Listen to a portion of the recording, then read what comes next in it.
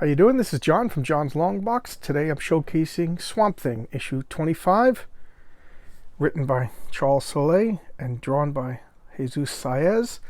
This is DC's The New 52 from January 2014. I picked this. This particular run. I think it's the 5th run of Swamp Thing, and it lasted 40 issues with 3 annuals. And I picked this one solely because this cover's just, I love this cover. This run has really good art, really good covers. And it started with Scott Snyder, and then Charles Soule is the second writer on this run. And he was canceled at 40 for low sales, and he managed to tie everything up and finish everything he wanted to say. But it was a little rush. But I got to give him credit. He did a really good job. I'm not really talking too much about the story. I'm just look at this beautiful artwork. You know, this little valley over here. This character is called the Cedar, and the Cedar is like a fringe. You know, without getting too much, this power is that power Swamp Thing, and some of them thought that humanity was the problem, and they gave the Cedar the ability. So he's going around. At first, you thought he was a hero. He was making deserts fertile and things like that, but humans were dying. He was killing off humanity, which he thought was pollution.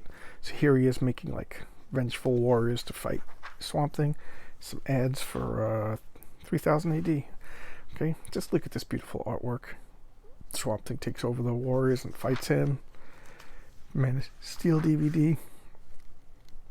When Swamp Thing like doesn't want to fight. He's kind of, you know, gives you a chance to talk first. Look at that. Look at that. That's a great picture.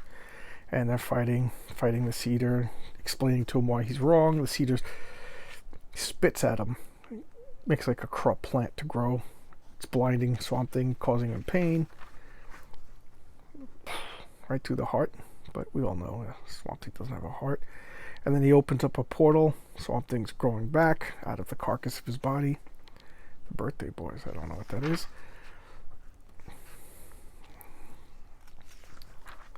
And he dumps him off on the moon. He uses that portal. So, of course, Swamp Thing's cut off from all things that are vegetative. And here's a house ad, Justice League 3000. And the Cedar celebrates. I won. I beat the Swamp Thing. I beat the Elemental. And he's allowing his plant nature to take him over. And, I skipped a page. As he's cheering, here comes Swamp Thing. Big old boot to the head. Look at that. Look at that picture. He grows more mass. I love that. He's like a hulking vegetation creature. And then remember the beginning. Look at this crater that they're fighting in. Swamp Thing's just showing you his power. He's like, you can't beat me. Look at me. I was going easy on you. And crushing him out. He's talking to previous versions. And he will not kill him. And he, whatever, dies, and the Cedar gets the little, internal monologue of Swamp Thing battling, because the forces that give him his power were debating. Some of them are on the Cedar side, some are on Swamp Thing side, and it looks like the Cedar side won.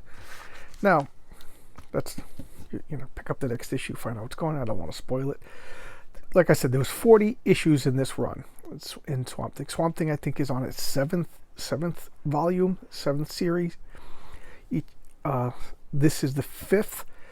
The first one was in the 70s. The second one started with Len Wein and Bernie Wrightson, and then Alan Moore and Steve Tottleman, and just that's the famous one that everybody talks about. This was a good one.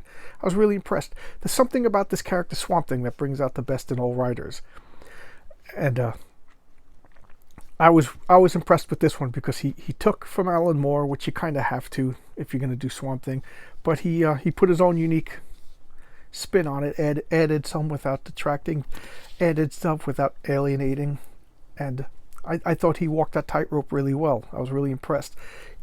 This New 52 was DC rebooting its entire line, starting with ones, and it changed all the characters that we all know and love, and then they put out 52 new comics.